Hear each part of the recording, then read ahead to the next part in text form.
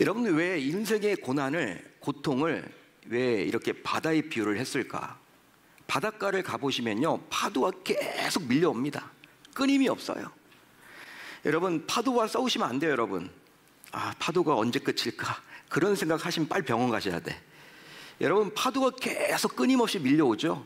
근데 우리 인생의 고난이 그렇다라는 거예요. 이 문제만 풀리면 나는 행복할 것 같아. 이거 너무 힘들어. 그 문제 풀리잖아요. 또 다른 문제가 옵니다.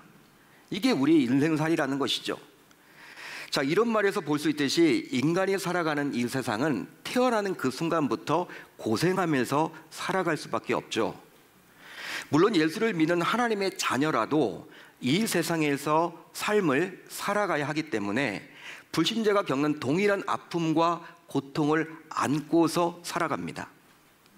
한마디로 인간은 태어나는 그 순간부터 이제 죽음을 향해서 달려간다고 봐야만 할 것 같아요.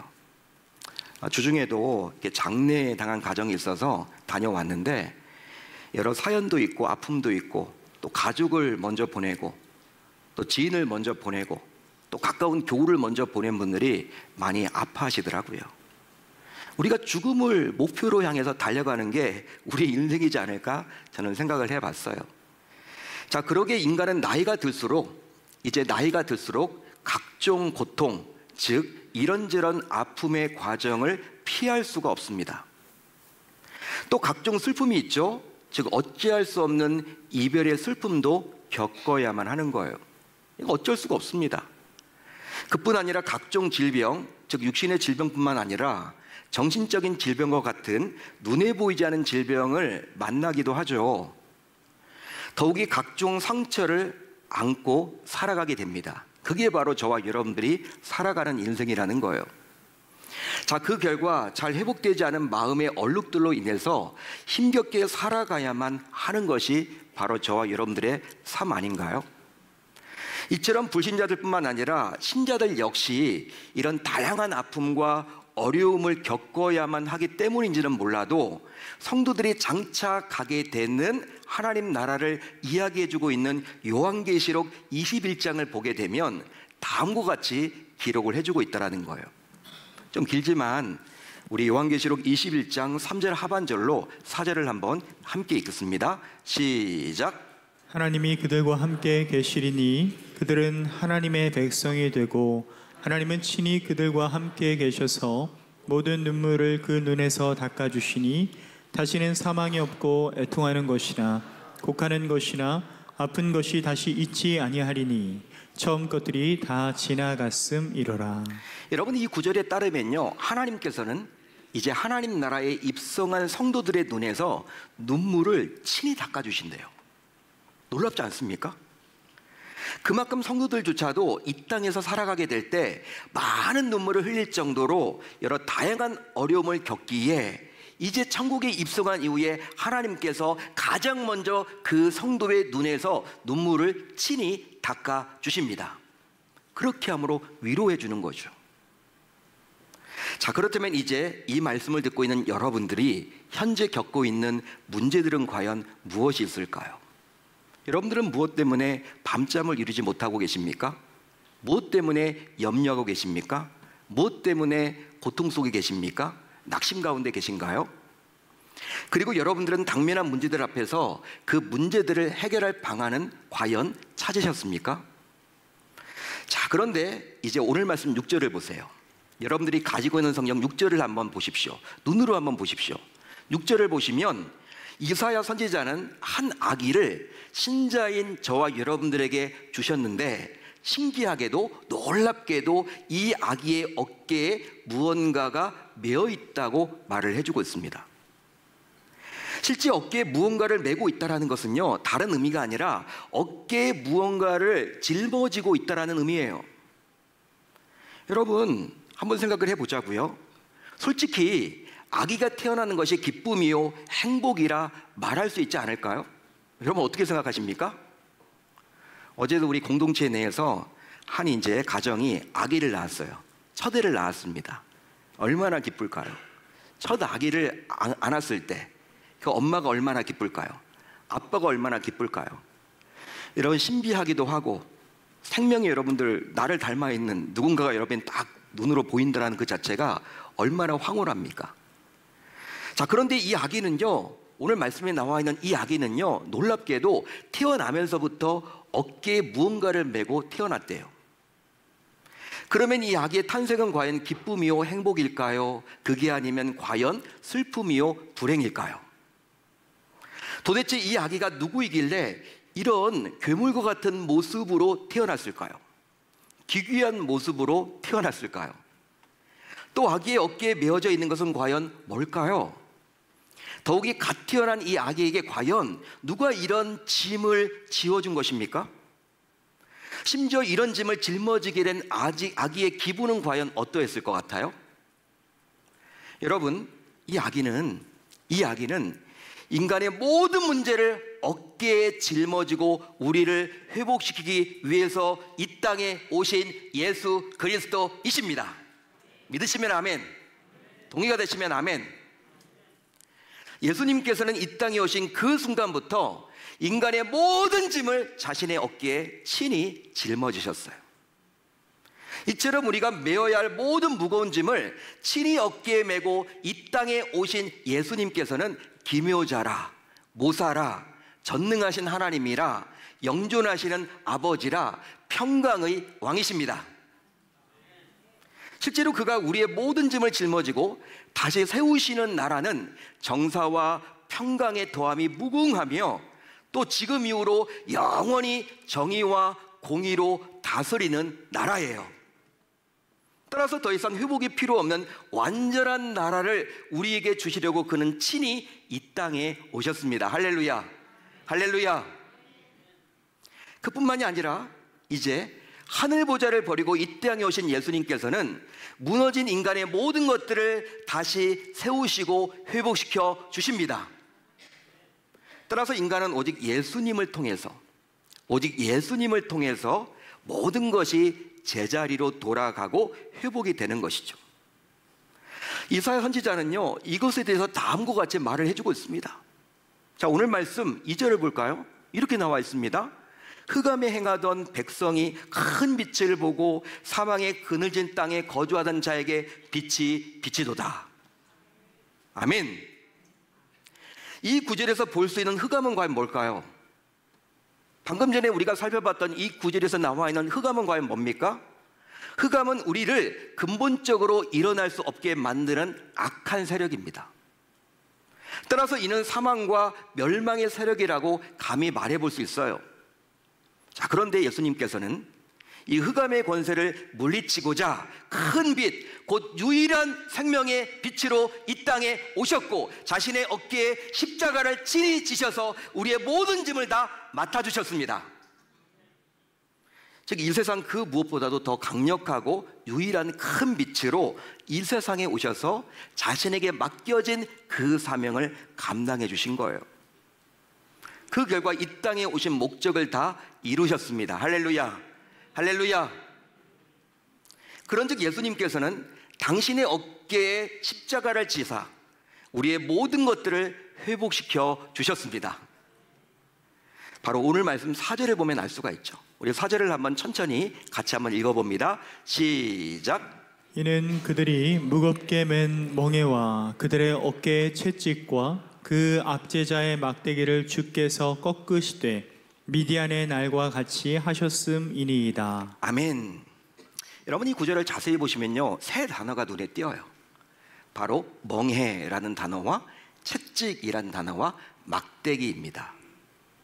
자, 이 구절을 통해서 알 수 있듯이 예수님께서는 우리 어깨에 무겁게 메어진 멍에를 친히 풀어주셨습니다.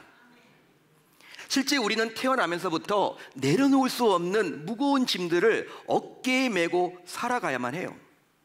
태어나는 순간부터 무거운 짐을 어깨에 메고 살아가야만 합니다. 그것이 바로 뭐예요? 이 무거운 짐이 뭡니까, 여러분? 바로 죄의 짐이에요. 죄의 짐.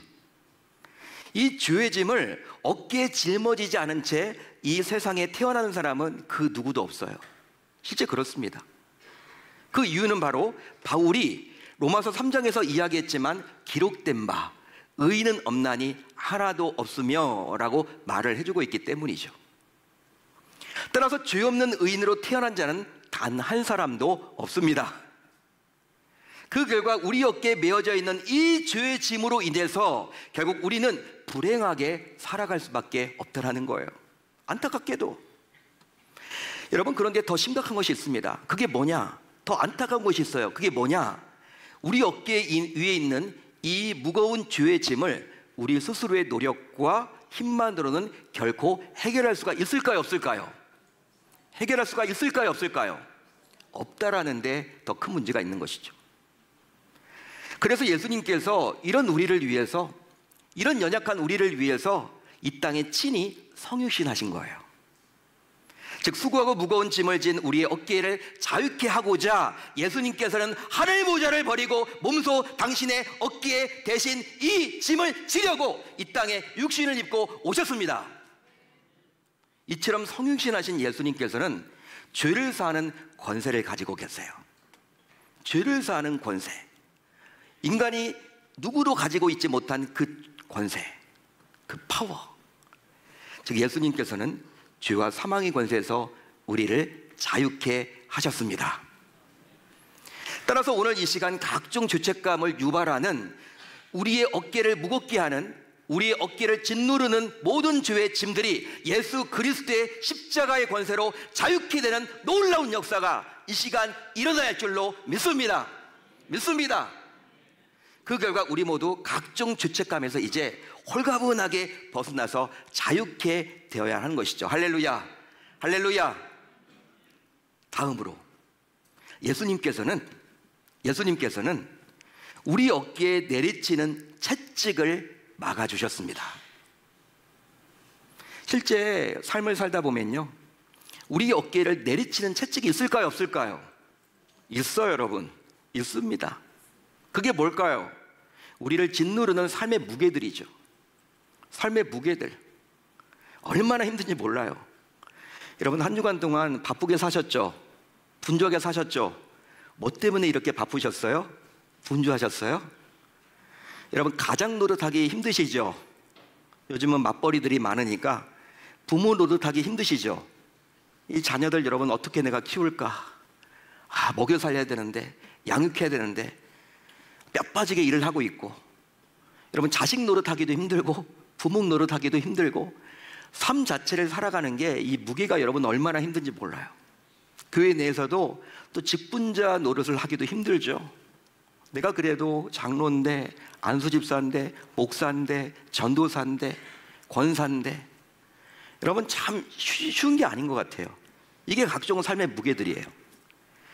즉 걱정과 근심, 그리고 인생사의 모든 아픔과 상처들입니다. 그런데 예수님께서는 우리의 어깨에 쏟아지는 모든 고통과 아픔의 세력들을 막아주시려고 스스로 채찍에 맞으며 우리를 자유케 해주셨습니다. 할렐루야, 할렐루야. 자, 이사야 53장을 보면요, 이사야 선지자는요 이런 예수님의 모습을 다음과 같이 아주 생동감 있게 표현해주고 있어요. 마치 이사야 선지자가 화가가 된 거예요. 화가가 여러분 그림을 그릴 때 생동감 있게 그리죠. 진짜 여러분 그림처럼 튀어나올 것처럼 그리잖아요. 인물화 같은 경우에 막 주름도 그리고요, 이런 명암을 넣어가지고 와 진짜 이거 사진 같다, 여러분 그런 그림들이 있잖아요. 근데 이사야 선지자가 53장을 기록하면서 마치 본인이 화가처럼 그림을 그린 것처럼 아주 세밀하게 생동감 있게 그려주고 있어요. 제가 읽어드릴게요. 여러분들이 잘 보세요. 그는 실로 우리의 질고를 지고 우리의 슬픔을 당하였거늘 우리는 생각하기를 그런 징벌을 받아 하나님께 맞으며 고난을 당한다 하였노라. 그가 찔림은 우리의 허물 때문이요 그가 상함은 우리의 죄악 때문이라. 그가 징계를 받음으로 우리는 평화를 누리고 그가 채찍에 맞음으로 우리는 나음을 받았도다. 할렐루야, 할렐루야. 여러분 어떻습니까? 생동감이 있지 않습니까? 이 구절에서 볼 수 있듯이 그는 우리의 질고와 슬픔을 회복하고자 우리가 당할 징벌과 고난을 대신 당하신 거예요. 그런즉 그가 찔림은 우리의 허물을 회복시키기 위함이고 또 그가 상함은 우리의 죄악을 회복시키기 위함이에요. 벗어나도록 하기 위함이에요. 그뿐 아니라 그가 징계를 받음으로 우리는 평화를 누리게 되었고, 심지어 그가 채찍에 맞음으로 우리는 나음을 입게 되었습니다. 할렐루야, 할렐루야. 따라서 예수님께서는 우리를 치유하고 회복시키는 놀라운 권세를 가지고 계십니다. 그런데 그가 치료 못할 질병이 없음을 우리 모두 기억해야만 하는 것이죠. 그러기에 이제 이 시간 각종 질고와 슬픔으로 인해서 우리의 어깨를 내리찍는 모든 채찍이 예수 그리스도의 십자가의 권세로 회복되는 놀라운 은혜가 이 시간 나타나야 할 줄로 믿습니다. 믿습니다. 다음으로 예수님께서 우리를 방해하는 압제자들의 막대기를 꺾으셨습니다. 예수님의 치유와 회복을 받은 하나님의 자녀들이 나아가는 길을 원수의 세력들이 결코 방해를 할 수가 없어요. 그런데 원수의 세력인 사단은 가까운 친구의 이름으로, 심지어 배우자의 모습으로 찾아옵니다. 여러분, 적인데 분명히 동지처럼 찾아온다는 거예요. 그러면서 우리를 유혹합니다. 간계를 부립니다. 우리를 시험합니다. 하지만 예수 십자가의 사건을 통해서 회복과 치유를 경험한 하나님의 자녀들은 너무 걱정할 필요가 있다 없다? 없다라는 거예요. 없습니다.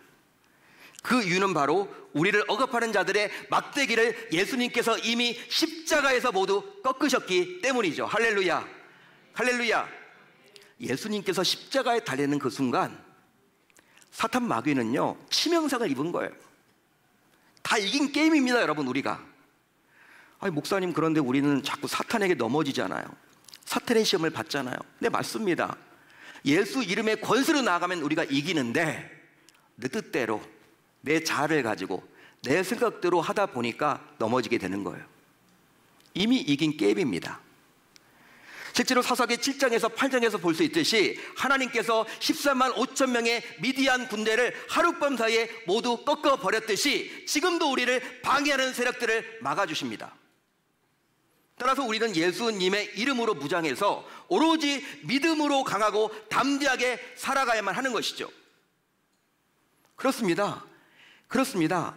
예수 십자가의 권세로 회복받은 자를 그 어느 누가 감히 대적한단 말입니까?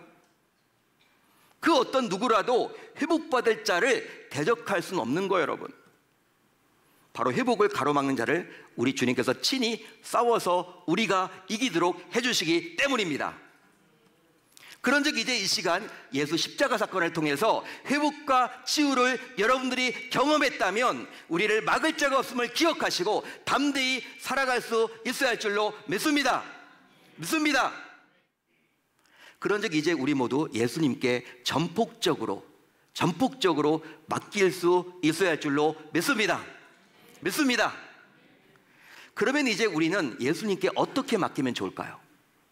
어떻게 맡기면 좋을까요? 어떻게 맡겨야만 할까요?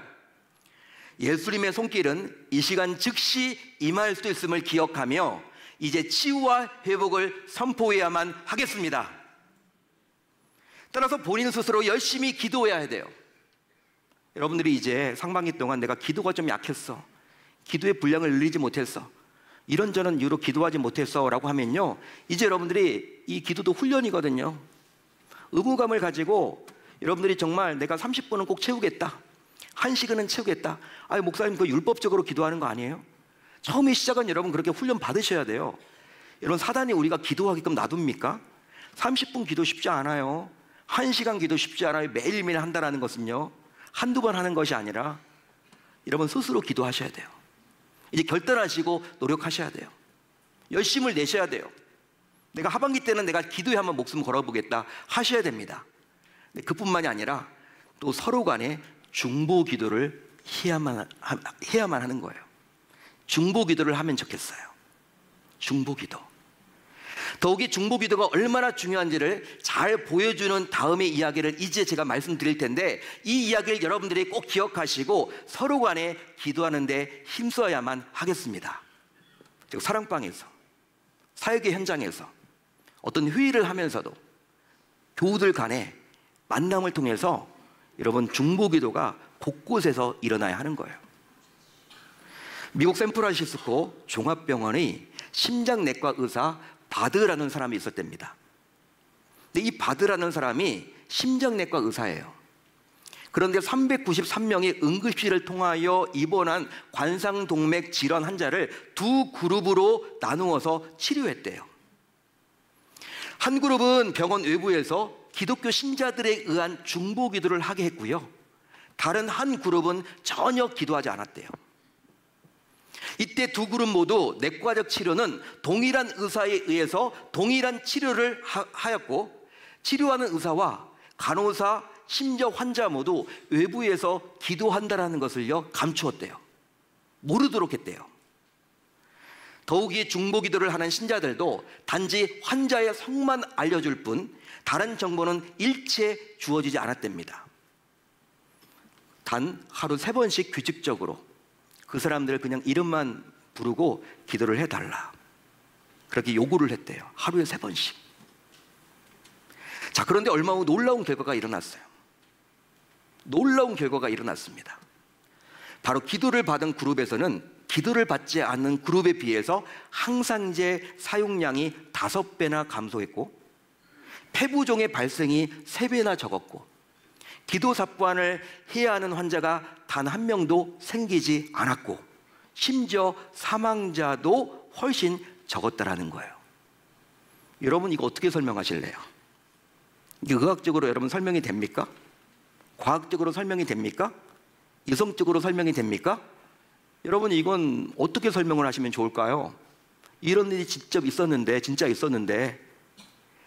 따라서 치유와 회복은 결과적으로 우리 주님께 달려있음을 기억하고, 우리 주님께서 은혜를 주시기만 하면 지금 즉시 나 자신도 치유받고 회복될 수 있음을 기억하고, 이제 스스로도 기도하지만 서로 간에 기도 제목들을 오픈해서 간절히 우리 주님께 중보 기도를 해야 할 줄로 믿습니다.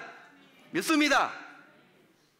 여러분, 이제 우리 모두 다음과 같이 결단하며 매일 아침 선포를 해보자고요. 이번 주만 하는 게 아니라 하반기 내내 한번 이렇게 해보자고요. 이거 붙들고 이제 우리가 해보는 거예요. 이거 붙들고 우리가 해보는 겁니다. 기도하는 겁니다. 이제 매일 아침마다 우리는 뭘 해야 되냐면, 여러분 잘 들어보세요. 내 안에 어느 순간 꽈리를 들고 앉아있는 모든 아픔과 슬픔과 질병과 상처는 예수 그리스도의 이름으로 명하노니 물러갈지어다, 물러갈지어다, 떠나갈지어다, 떠나갈지어다. 할렐루야.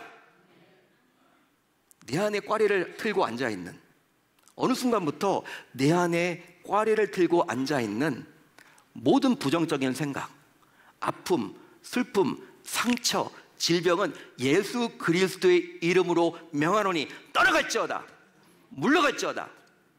선포기도를 해보세요. 선포기도. 매일 아침마다 여러분들이 하시는 겁니다.